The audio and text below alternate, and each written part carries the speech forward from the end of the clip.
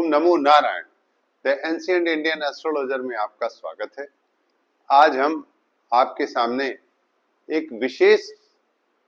योग की चर्चा करने जा रहे हैं। जैसे कुछ परिस्थितियां ऐसी होती हैं कि विंशोत्तरी में महादशा और अंतरदशा तो चल रही होती है, लेकिन आप पंडित से पूछते हैं, ज्योतिषी से पूछते हैं कि पंडित जी ये बताइए कि हमारा किस महीने में सिलेक्शन होगा, किस महीने में हमको सरकारी नौकरी मिलेगी, या किस महीने में हमारा ये सौभाग्य उदय होने जा रहा है, ये कौन सी घटना कब घटित हो रही है। तो कुछ विद्वान, खासतौर से हमारे वैदिक ज्योतिष में अष्टक वर्ग का सहारा लिया गया है। हाँ ठीक है, अष्टक वर्ग बहुत ही कारक है, लेकिन कभी कभी कुछ लोग प्रश्न इस पर भी उठा रहे हैं कि अष्टक वर्ग में बिंदु बहुत थे परंतु घटना नहीं घटी। तो इस संबंध में हम उन्हें कुछ सूत्र देने जा रहे हैं, कुछ ऐसे टिप्स देने जा रहे हैं जिससे वो आसानी से जान सकेंगे कि गोचरीय ग्रहों के गति से कैसे वो अपने चयन का पता कर सकते हैं, या सौभाग्य उनका कब उदित हो रहा है, या वो घटना अच्छी या बुरी कब घटित हो रही है। देखिए, बुरी घटना के बारे में हम बाद में बताएंगे, उसके कारक अलग अलग होते हैं। आज हम केवल सरकारी नौकरी में चयन, साथ में या सरकारी नौकरी ही नहीं, आपके किसी भी प्रकार के कंपटीशन में जो आपका कंपटीशन है या आपका भाग्योदय है वो कब हो रहा है, इस पर चर्चा करेंगे। देखिए, सौभाग्य का सूचक हमारे वैदिक ज्योतिष में केवल एक ग्रह को कहा गया है। अगर देखा जाए तो सौभाग्य का प्रतीक हमने आपको बताया था पिछले वीडियो में भी कि गुरुर ब्रह्मा गुरुर विष्णु गुरुर देवो महेश्वरा, गुरु साक्षात परब्रह्म तस्मै श्री गुरुवे नमः। अर्थात केवल गुरु सौभाग्य की उन्नति के लिए, सौभाग्य की कामना से अगर हम कोई ग्रह के प्रति देखें कि कौन सा ग्रह हमारे सौभाग्य को बढ़ा रहा है, किसी के भी सौभाग्य को, किसी की भी कुंडली में, किसी भी लग्न में। जैसे कुछ कहते हैं कुछ लोग कि बृहस्पति अकारक हो गए। हाँ ठीक है, अकारक हैं, परंतु कुछ ऐसे ज्योतिष के मार्ग हैं, ज्योतिष की विधाएं हैं, जैसे नाड़ी ज्योतिष, जैसे भृगुनंदी नाड़ी ज्योतिष, इस प्रकार की कुछ ऐसी विधाएं हैं जिन्होंने बृहस्पति को सौभाग्य सूचक मान लिया। हम भी उसी परंपरा पे, आज हम बृहस्पति है ही है, तो बृहस्पति के सौभाग्य को कैसे हम कुंडली में प्रदर्शित करेंगे, इस पर हम चर्चा आज करेंगे। आइए आज हम आपको बताते हैं। आज हमारा टाइटल है, शीर्षक है, जन्मांक में बृहस्पति सौभाग्य सूचक। देखिए, हम बृहस्पति जैसे एक कुंडली हमने ले ली, एक लग्न ले लिया, वृश्चिक लग्न का जातक है, राहु लग्न में है,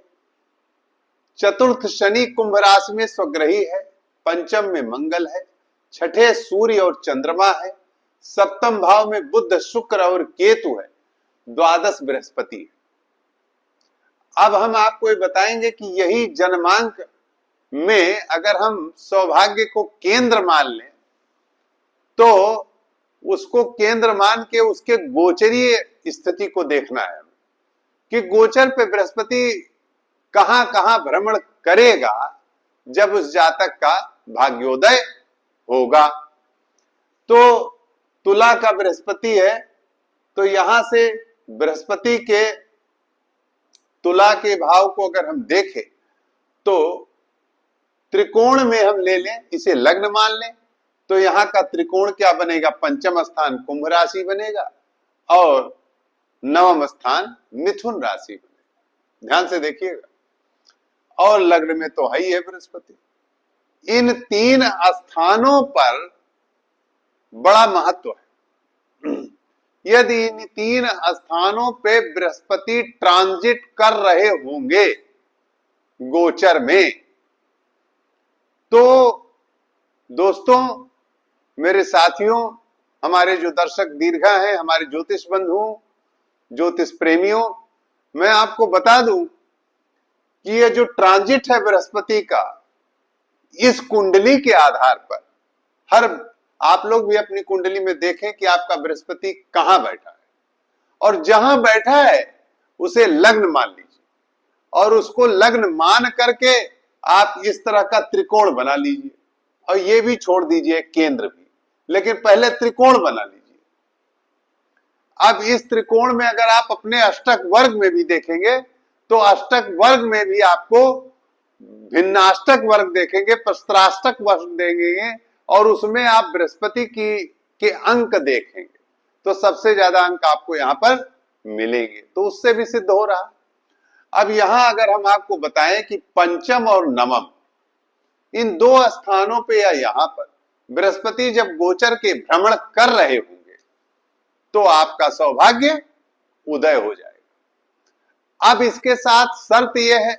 कि विंशोत्तरी में भी आपकी महादशा और अंतरदशा अनुकूल चल रही हो और ग्रहों में बलाबल स्पष्ट बढ़िया हो,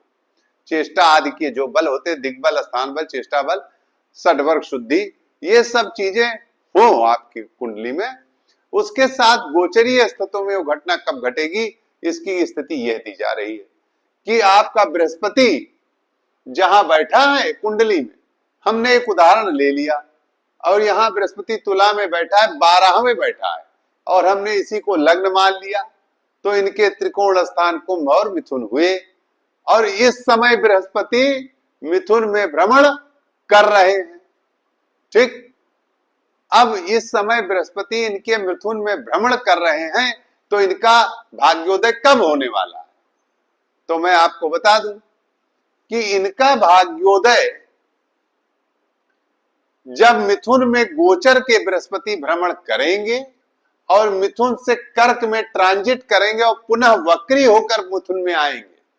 तो ये आप जान लें कि कोई भी आपकी घटना आप जरा अपना देखें और विचार करें कि जब जब आपके साथ कोई सौभाग्य सूचक घटना घटित हुई, जैसे आपका विवाह हुआ, कोई मंगल कार्य हुआ, या आपके चयन हुए, आपका कहीं सिलेक्शन हो गया, तो उस समय बृहस्पति निश्चित रूप से वक्र गति की ओर जा रहे होंगे या वक्री हो गए होंगे। अब देखिए, यहां मैं ये कह रहा हूं कि जैसे ही मिथुन में बृहस्पति वक्री होंगे, इस जातक का सौभाग्य उदय हो जाएगा। अब इनकी दशा इस समय राहु की महादशा चल रही है और राहु में शनि का अंतर चल रहा है। अब सपोज कर लीजिए शनि कहां है, तो शनि यहां है। शनि की दृष्टि क्या होती है, बृहस्पति की दृष्टि तो पंचम और नवम होती है, मगर शनि की दृष्टि कहां होती है, शनि की दृष्टि दशम होती है, तृतीय होती है और सप्तम स्थान पे होती है। तो इस प्रकार से अगर हम इन्हें त्रिकोण मानते हैं तो गोचरीय भ्रमण कहां गया। अब अगर इस कुंडली में देखें तो इनका दशम स्थान ये हो गया, अर्थात अब हम इसको हटा दे रहे हैं और सिद्ध कर रहे हैं आपको शनि के साथ। ध्यान दीजिएगा, बहुत ही ध्यान से सुनिएगा कि हम आपको गोचरीय स्थिति के बारे में स्पष्ट कर रहे हैं कि